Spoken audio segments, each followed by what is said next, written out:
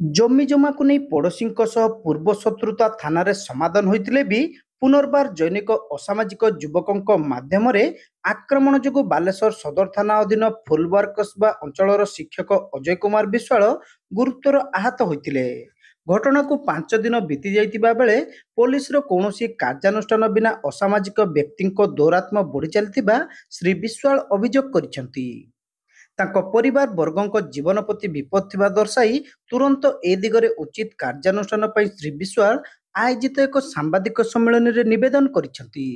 श्री विश्वाल एथिरे कहिसेंती जे पड़ोशी गयाधर प्रधान और सेही ग्रामर अन्य जने व्यक्ति बसंत कुमार दास अधिकारी सहित जमी जमा को नहीं गंडगोल होइतिला। एहाकु नहीं सदर थाना रे उभय पक्ष मध्य समाधान होइतिला।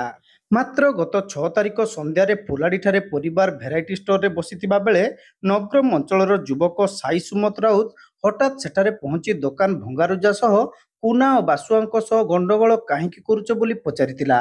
संगे संगे से हाथ में धरिथिबा एक तेलेंगा कटोरी रे श्री विश्वाल उपरे आक्रमण मध्य करितिला। तांको जीवनरु मारिदेबार धमक देई से बारंबार तेलेंगा कटोरी माड़ करितिला। एथिरे श्री विश्वाल पछकु घुंची जिबारु कटोरीर एक चोट तांको बाम कांधरे गभीर आघात सृष्टि करितिला। श्री विश्वाल रक्त जुड़बुरु अवस्था दुकान सटर भितर टाणी देबा सहित तांको बंचाइबा लागि आकुल चित्कार करथिले। स्थानीय दुकानी पहुंचीबा क्षणी बिकी सेठारु फेरार होई जाइतिला। परे खबर पाई पुलिस घटनास्थल रे पहुंची श्री विश्वाल को उद्धार सह जिला मुख्य चिकित्सालय रे भर्ती करथिला। सेठारु श्री विश्वाल को कटक स्थानांतर करा जाइतिला। तेबे कटकरू सामान्य सुस्थ होई बालेश्वर रे पहुंचीथिबा बेले एबे सुधा घटना भिआइथिबा युवकों को गिरफ्त करा जाई नथिबा बेले घटना पछरे थिबा व्यक्तिଙ୍କ विरोध रे कोनोसी कार्यानुष्ठान निया जाई नथिबा श्री विश्वाल आरोप उठाइचंती।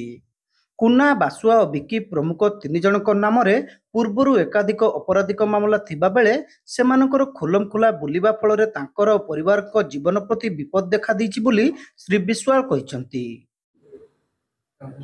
विवाद चांदामगारू आरंभ होइतिला, जमी जमा एवं रु आरंभ होइतिला, किंतु शेष समाने प्रहार कले मते मारांतक आक्रमण कले। मो चाहूଥିଲି प्रशासन तार विचार कौन जहाँ सिद्धांत दबा आम माने मानि नबु, किंतु से कौन न करी ताको भ्रूक्षेप न करी शेष में मते मारांतक मरणात्मक आक्रमण गत 6 तारिख जुलाई 6 तारिख रविवार संध्या 8 साढ़े 8 मध्य कले।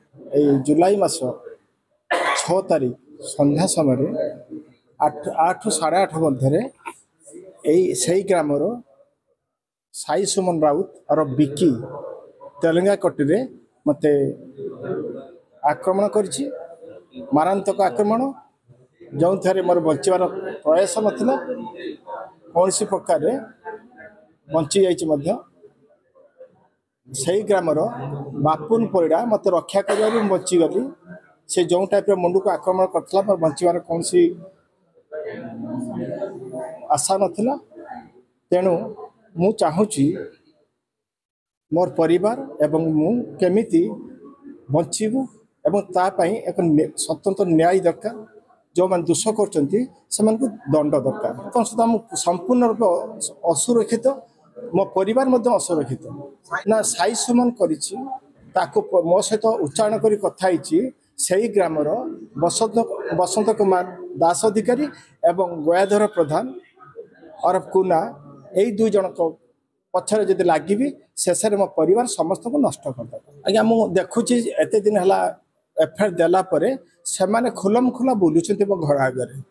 तेणु मो पिला माने मोर तो आज आसिली कटकरू मो पिला माने मो परिवार केते सुरक्षित एवं जदि तांकर कोठी किछि हुए ताले एथि पई को माने दई ए माने ना प्रशासन।